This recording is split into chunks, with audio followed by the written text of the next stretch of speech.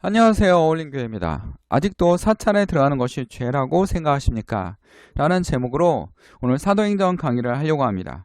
우리가 주 예수의 은혜로 구원을 얻습니다. 라는 게 부제목입니다. 우리는 뭘로 구원을 얻습니까? 주 예수의 은혜로 구원을 얻습니다. 이게 바로 우리의 핵심 포인트입니다.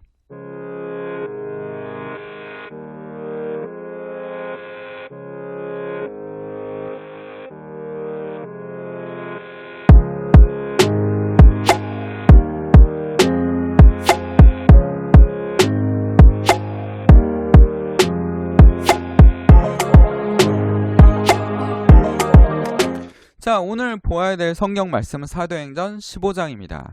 사도행전 15번째 강의입니다. 오늘 어떤 일이 일어나고 있는지 우리가 좀 볼 필요가 있습니다.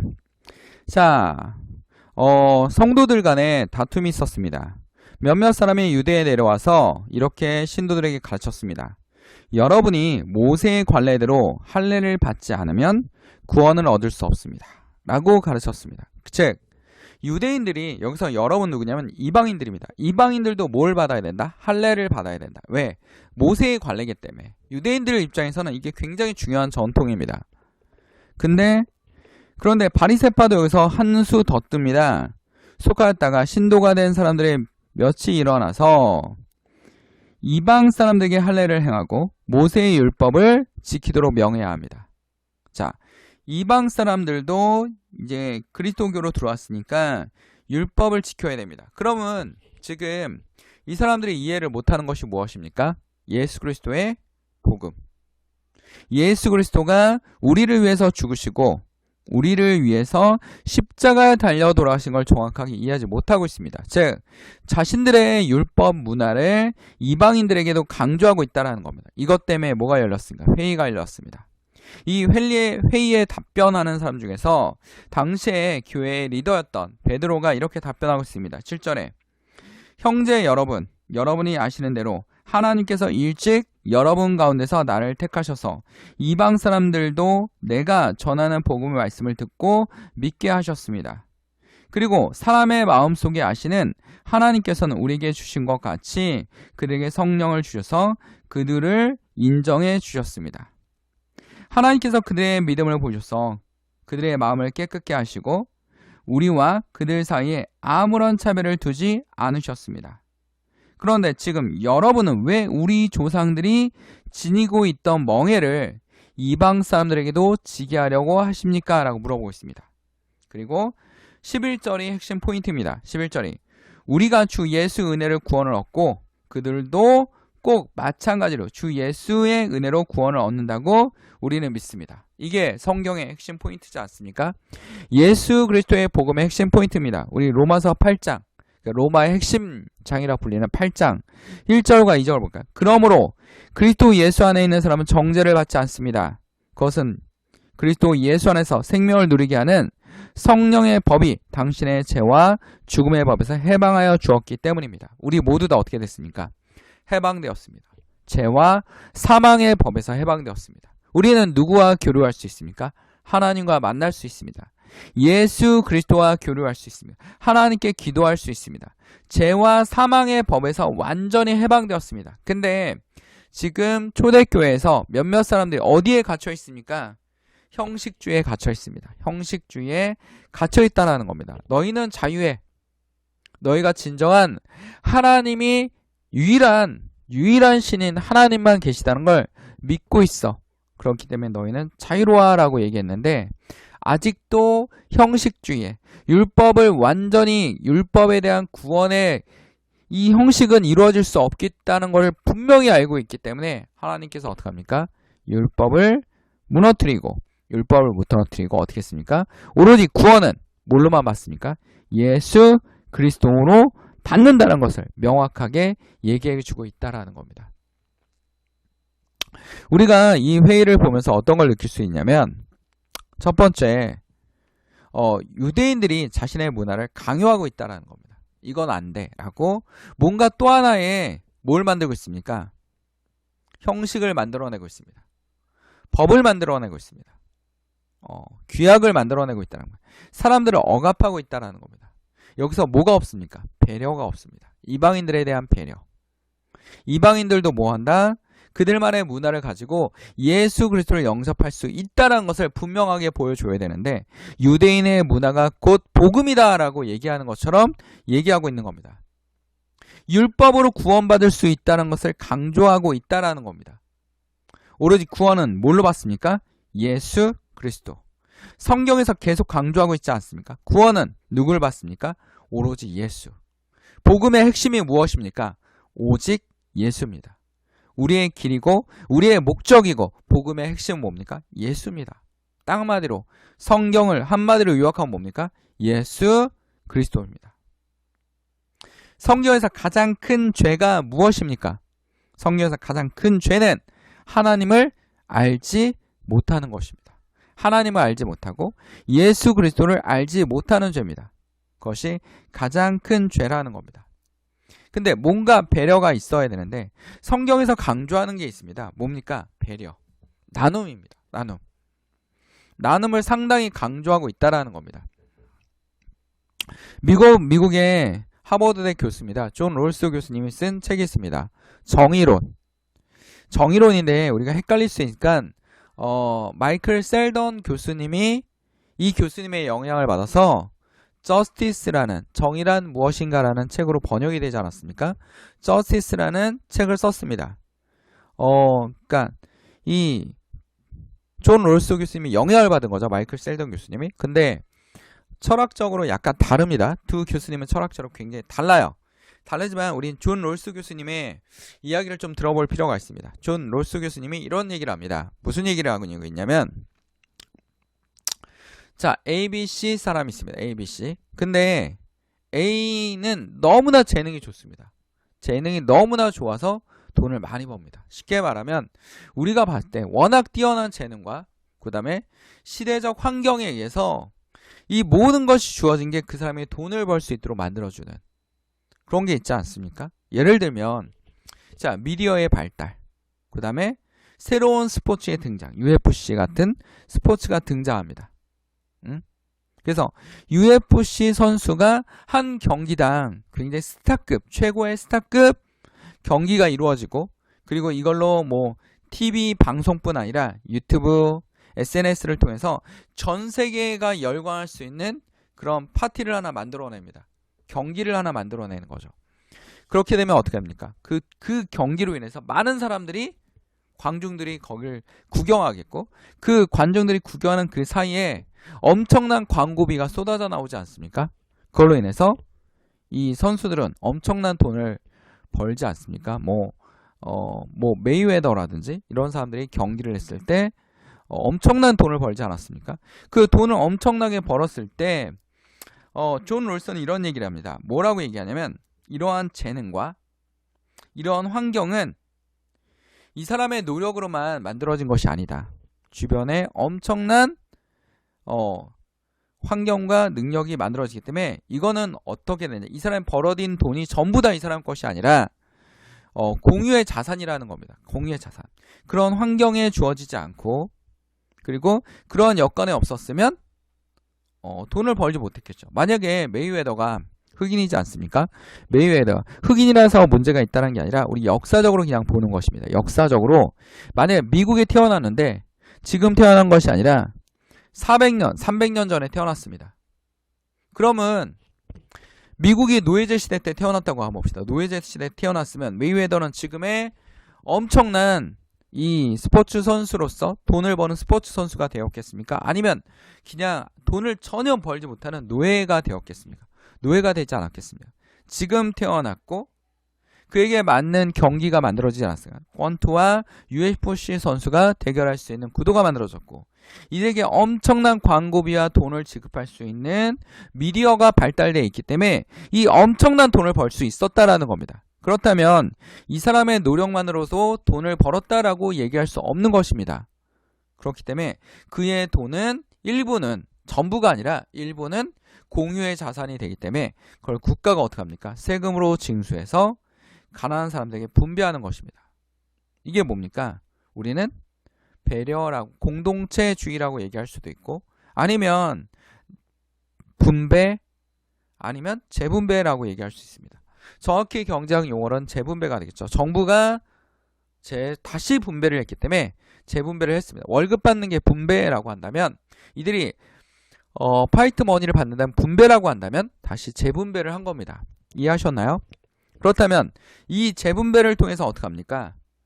이러한 환경에 있지 않은 사람들이, 이러한 여건에 있지 않은 사람들이 돈을 지급받을 수 있다라는 겁니다. 먹고 살 수 있는 최소한의 생계비를 받을 수 있다라는 겁니다. 그러니까 더불어 사는 것입니다. 이걸 강조하고 있는 겁니다. 성경은 이런 걸 강조하지 않습니까? 우리가 가장 이해가 안 되는 비유가 하나 있습니다. 예수님의 비유가 하나 있습니다. 뭐냐면 포도밭 주인이 하나 있습니다. 아침 일찍 노동자들을 불러서 일을 시킵니다. 근데 이 포도밭 주인은 노동자들이 더 필요하진 않았지만 점심때도 나가서 놀고 있는 사람들을 다시 노동자로 어떻게 합니까? 고용을 합니다. 그리고 저녁에 가서도 계속 놀고 있는 사람들 고용합니다. 그러니까 이 사람들은 누구에게도 고용당하지 않은 겁니다. 그러니까 하루를 놀고 먹게 생긴 겁니다. 근데 데려와서 고용을 시킵니다. 그리고 일이 다 끝났을 때 아침에 온 사람과 점심에 온 사람과 늦게 저녁에 온 사람들에게 똑같이 월급을 나눠줍니다. 근데 우리가 여기서 봐야 될 게 있습니다. 아침에 와서 진짜 하루 종일 일한 사람이 손해를 보는 것처럼 느껴지지만 모두 다 똑같이 월급을 주면 누가 가장 손해를 많이 봅니까? 포도원 주인이 손해를 많이 봅니다. 근데 포도원 주인은 이걸 통해서 어떻게 합니까? 이 마을의 공동체 경제를 유지시켜주는 겁니다. 일하지 못한 사람들에게도 하루 살 수 있도록 돈을 주는 겁니다. 그리고 더 늦게 온 사람들에게도 똑같이 돈을 주는 겁니다. 근데 여기서 아침에 일찍 온 사람이, 이 사람들은 어디에도 잘 고용이 되는 사람들입니다. 그러니까 이 포도원 주인이 고용을 하지 않았어도 다른 포도원에서 고용을 할 수 있는 사람들입니다. 근데 포도원 주인은 고용을 다 하지 않은 사람들을 다 챙겼습니다. 왜 그렇습니까? 공동체를 유지하기 위해서.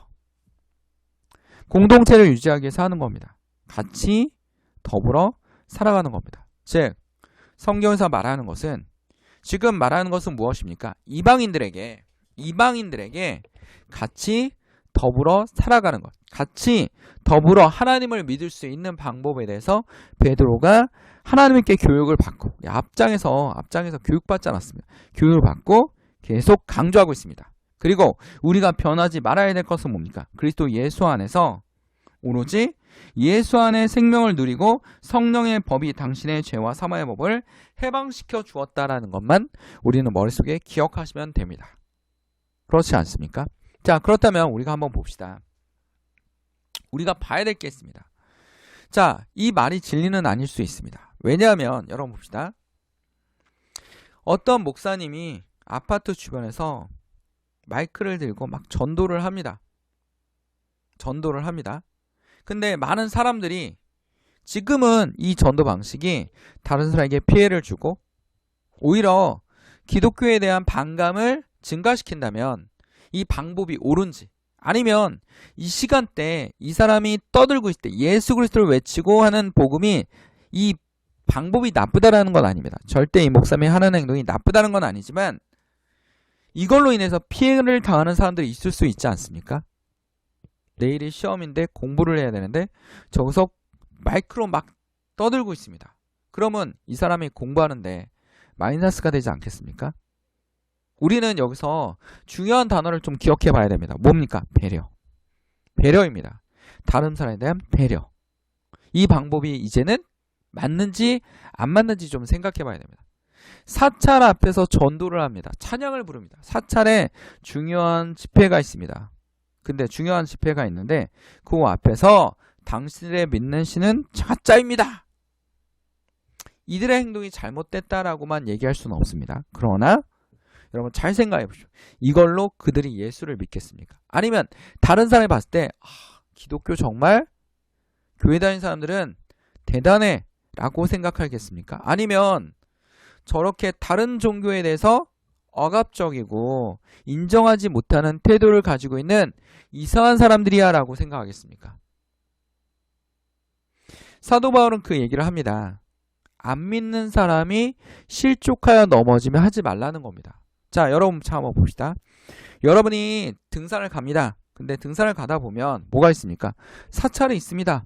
절이 있습니다. 그러면 절에 들어가서 구경도 하고 아 이게 역사적 전통이구나 라고 한다고 우리가 우상을 숭배하는 것입니까?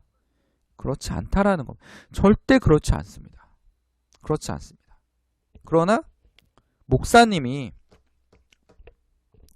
사찰에 가서 사찰 음식도 먹고 이런 건 문제가 되지 않지만 그걸로 인해서 성도 한 명이 아니 목사님이 절에 가서 사찰 우상 음식을 먹고 스님들하고 얘기하고 전도는 안 하고 이런 얘기만 한다.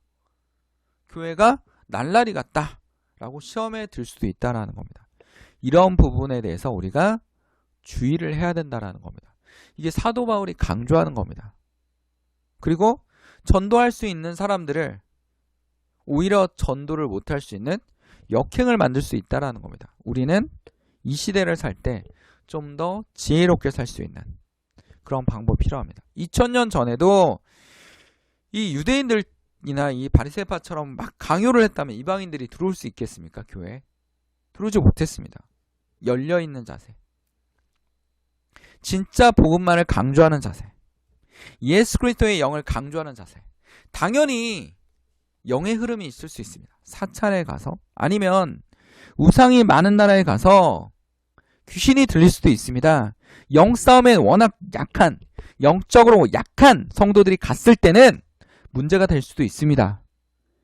그러니까 무장이 되어 있거나 하나님의 영이 워낙 강한 분이 절에 가서 스님들과 식사를 하면서 이 담소를 나눌 수도 있습니다. 얘기를 할 수도 있죠. 그들의 이야기도 들어보고.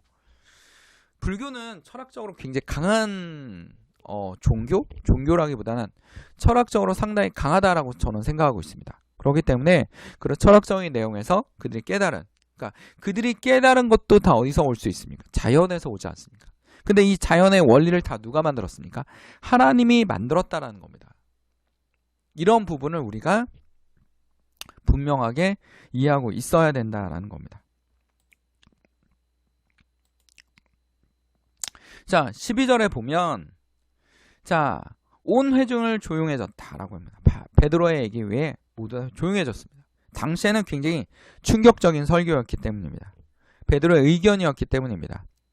그리고 그들은 바나바와 바울이 하나님께서 자기를 통하여 이방 사람들 가운데 행하신 온갖 표징과 놀라운 일을 보고 하는 것을 들었습니다. 그래서 복음이 확대되었다라는 겁니다. 근데 여기서 야고보가 하나를 더 붙입니다. 뭐라고 하냐면 형제 여러분 내 말을 들어보십시오.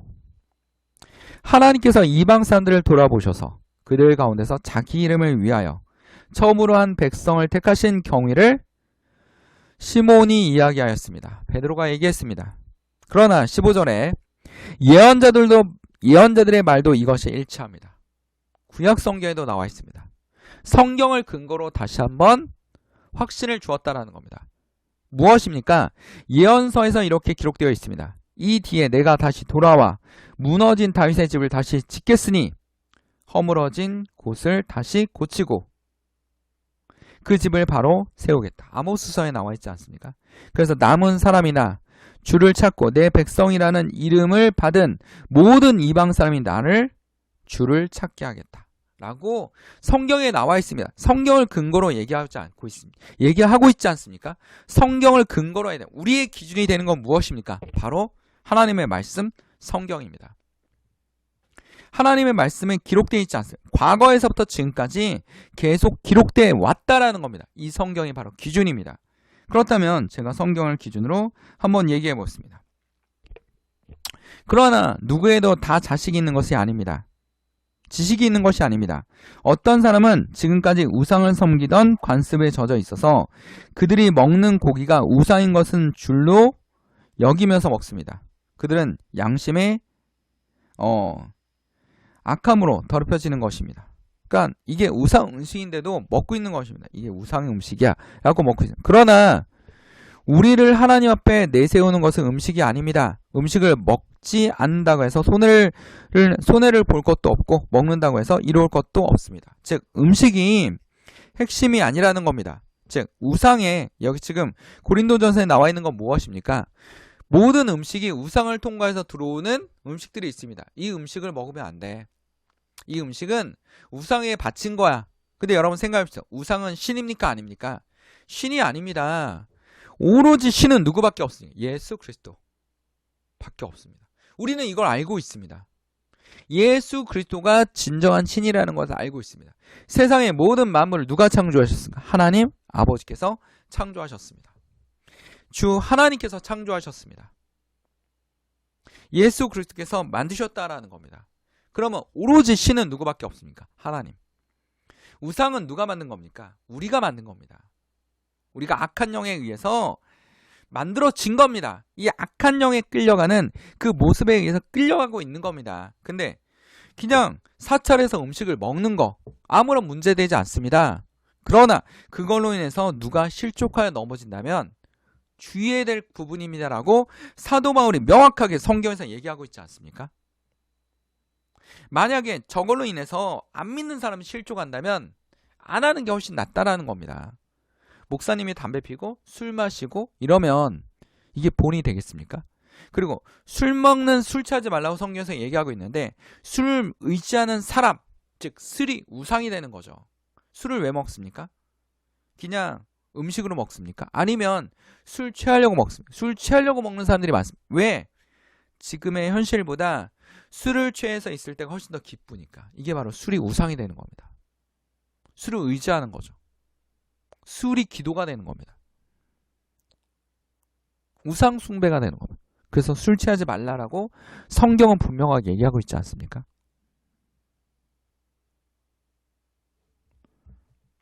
자, 그러면 목사님이 술이나 담배를 피면 본이 되겠습니까? 본이 되지 않습니다. 전도사님이 술이나 담배를 하면 본이 되겠습니까? 신학생들이 술하고 담배하면 본이 되겠습니까? 교회 다니는 장로님이 술하고 담배를 하면서 본이 되겠습니까? 본이 되지 않는다라는 거. 성도들이 실족하여 넘어질 수 있다라는 겁니다. 이런 부분을 주의하라는 겁니다. 성경은. 본질은 무엇입니까? 본질은 예수 그리스도입니다. 우리는 예수 그리스도를 믿기 때문에 예수 그리스도를 닮아가기 위해서 예수 그리스도의 성령의 감동감화를 통해서 성령의 인도하심을 통해서 우리 마음을 깨끗하게 하고 예수님을 생각하고 매일 성경에 묵상하고 영적으로 무장하고 있지 않습니까? 유혹에 넘어가지 않게, 술이 우상이 되지 않게, 담배가 우상이 되지 않게, 아니면 이념이 우상이 되지 않게 라고 분명하게 얘기했습니다. 어떤 교회는 뭐 역사를 막 가르칩니다. 독재자의 역사를 가르칩니다. 그러면서 다른 독재자를 비판하고 있습니다. 저는 되게 아이러니합니다. 왜? 독재는 분명히 나쁜 건데 하나의 독재는 의인화를 시키고 있고 하나의 독재는 굉장히 나쁘다라고 가르칩니다. 굉장히 비논리적이지 않습니까? 그냥 간단합니다. 독재는 나쁜 것입니다. 이렇게 가르치면 간단한데 어떤 독재는 괜찮고 어떤 독재는 나쁘다라는 겁니다. 그 논리대로 한다면 A라는 독재가 괜찮다면 B라는 독재도 그렇게 합리화시킬 수 있다는 굉장히 위험성이 있다라는 겁니다. 자, 그럼 우리 한번 봅시다. 맨 마지막 절에 뭐라고 되어 있냐면 그러나 여러분께 있는 이 자유가 약한 사람들에게 걸림돌이 되지 않도록 조심하십시오. 약한 사람들은. 지금 성경에서 뭘 얘기하고 있어요? 배려를 얘기하고 있습니다. 여러분의 자유가 약한 사람들에게 실족하여 넘어지지 않게 하기 위해서. 여러분이 사찰 음식을 먹으로 말미암아 넘어지지 않기 위해서. 그리고 영적으로 무장되어 있기 위해서 우리는 주의하십시오라는 겁니다. 우리가 본의 아닌 행동을 한다면 우리가 성도로서 하나님의 사람으로서 하나님의 제자로서 다른 사람은 보기에 그리스도인이 왜 저 모양 저꾼이야 라는 그런 말이 되지 않도록 조심하고 또 조심해야 할 것입니다. 이것이 하나님의 명령입니다. 오늘 기억해야 될 말씀입니다. 그러므로 그리스도 예수 안에서 있는 사람들은 정죄함을 받지 않았습니다. 그것은 그리스도 예수 안에서 생명을 누리게 하는 성령의 법이 당신과 당신의 죄와 죽음의 법에서 해방하였습니다. 오로지 구원은 누구에게 있습니까? 그리스도에 있습니다. 그리스도가 곧 복음입니다. 기도하겠습니다. 사랑하는 충만하시는 아버지, 오늘 주의 말씀을 통하여 우리가 깨달음을 얻게 하여 주시옵소서. 하나님의 말씀을 명확하게 이해하고 실천하게 하시고 예수 그리스도를 본받는 주의 말씀을 의지하는 사람들이 되게 하여 주시옵소서. 약자들을 배려하며 신앙이 약한 분들을 배려할 수 있게 하시고 다른 사람들을, 믿지 않는 사람들을 배려할 수 있는 주의 그리스도인이 될 수 있도록 주님 붙잡아 주시옵소서. 악한 영들이 떠나가며 주의 성령이 역사하며 오늘 이 자리에 앉아있는 어둠의 영에 갇혀있는 사람들에게 주여 구원의 손길을 내밀어 주시옵소서. 어둠에서 벗어나게 하여 주시옵소서. 질병에 얽매여 있어서 어둠에 갇혀있는 자들이, 악한 영들이 떠나게 하시고 주 예수 그리스도를 만날 수 있도록 주님 붙잡아 주시옵소서. 성령이 역사하여 주시옵소서. 그들에게 성령이 임하여 주시옵소서. 예수 그리스도의 영이 그들을 지배하여 주시옵소서. 식탁 위에 음식이 떨어지지 않게 하시고 심령이 가난하지 않게 하시고 악한 길에 가지 않도록 주님 붙잡아 주시옵소서. 예수 그리스도의 이름을 높이는 주의 성도들이 되기를 우리를 사랑하시는 예수 그리스도의 이름으로 간절히 기도드립니다. 아멘. 하나님께 영광의 박수를 올려드립니다. 어울림교회 말씀 창고 임목사였습니다.